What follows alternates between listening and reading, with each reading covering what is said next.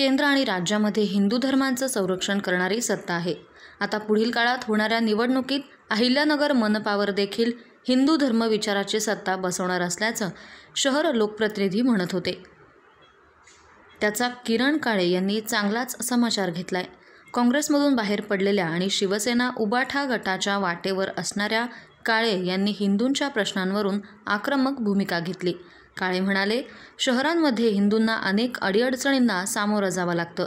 हिंदू व्यापारी, हिंदू उद्योजक, हिंदू फेरीवाले, हिंदू युवक, हिंदू व्यावसायिक, हिंदू महिला, समस्त हिंदूंना मनपाच्या गलथान कारभारामुळे अनेक गोष्टींचा त्रास होतोय।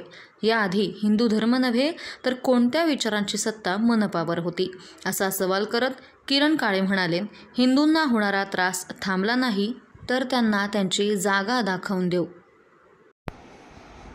अहिल्यानगर शहरातली कामांची जी अवस्था आहे ती अत्यंत दयनीय झालेली आहे। असंख्य प्रश्न त्या ठिकाणी आहेत, मात्र काही लोक जे या शहरामध्ये त्या ठिकाणी लोकप्रतिनिधी म्हणून काम करतायत ते आता वल्गना करतायत की अहिल्यानगर महानगरपालिकेमध्ये येत्या निवडणुकीमध्ये त्या ठिकाणी आम्ही हिंदू धर्माच्या विचारांच्या लोकांचं त्या ठिकाणी सत्ता आणू। मला त्यांना विचारायचं आहे की आजपर्यंत अहिल्यानगर महानगरपालिकेमध्ये हिंदू विचारांचंच त्या ठिकाणी सत्ता कायम राहिली की नाही? शिवसेनेसारख्या त्या ठिकाणी कडवट हिंदुत्वाच्या विचारांची सत्ता त्या ठिकाणी अनेक वर्ष होती। तुम्ही देखील त्या ठिकाणी 2 वेळा महापौर म्हणून त्या ठिकाणी काम केलं। मग त्यावेळेला त्या ठिकाणी हिंदू धर्माच्या विचारांची सत्ता नव्हती काय? तुम्हाला स्वतःबद्दल शंका आहे की त्या ठिकाणी हिंदू विचारांची सत्ता नव्हती? मुळामध्ये स्वतःचा अकार्यक्षमपणा झाकण्यासाठी त्या ठिकाणी आपल्याला काही करता येत नाही। राज्यात, केंद्रात, शहरात त्या ठिकाणी एक हाती सत्ता तुमच्या हातामध्ये असून देखील परफॉर्मन्स देता येत नाही। तो झाकण्यासाठी, मूळ लोकांच्या प्रश्नांना बगल देण्यासाठी त्या ठिकाणी अशा प्रकारची नौटंकी काही लोक त्या ठिकाणी करतायत। आज अहिल्यानगर महानगरपालिकेला जवळपास 496 कोटी रुपयांची देणी त्या ठिकाणी आहेत।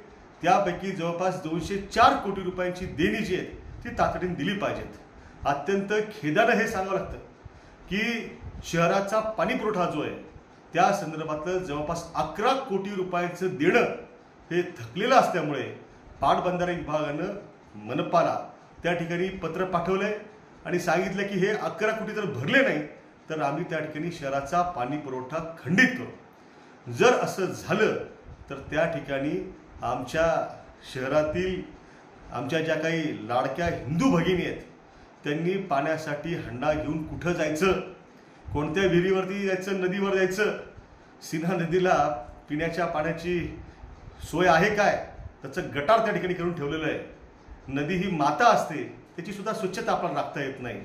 शहरामध्ये अमृत गटार योजना असेल, अमृत पाणी योजना असेल, फेज 2 ची पाणी योजना असेल, त्याचबरोबर शहरातले प्रमुख 24 रस्त्यांची जी कामं आहेत आणि नगरोत्थान जिल्हा योजनेतली 3 कामं आहेत, या सगळ्या कामांसाठी मनपाचा स्वहिस्सा जो आहे ते भरण्याचे सुद्धा पैसे या महानगरपालिकेकडे नाहीत।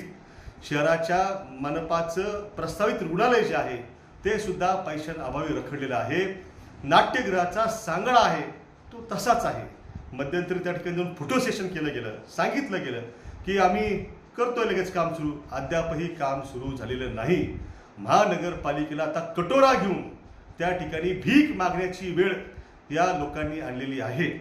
महानगरपालिकेमध्ये सातत्याने सुरू असणारा भ्रष्टाचार, आत्ताच आरोग्य विभागातल्या आर्थिक अनियमिततेचा विषय पुढे आलाय, त्याच्यामध्ये भ्रष्टाचार पकडला गेलाय। महानगरपालिकेला वाळवी लागलेली आहे, पोखरून टाकण्याचं काम सुरू आहे।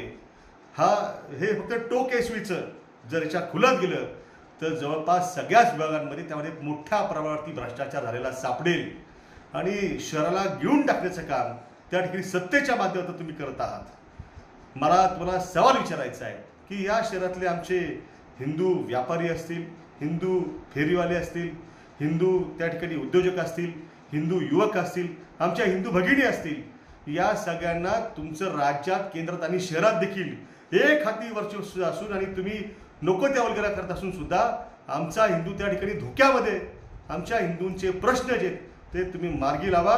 ते जर तुम्ही मार्गी लावले नाही तर त्या ठिकाणी तुम्हाला तुमची जागा दाखवण्याचं काम जे आहे ते आम्ही सर्वजण मिळून तुम्हाला करून दाखवू.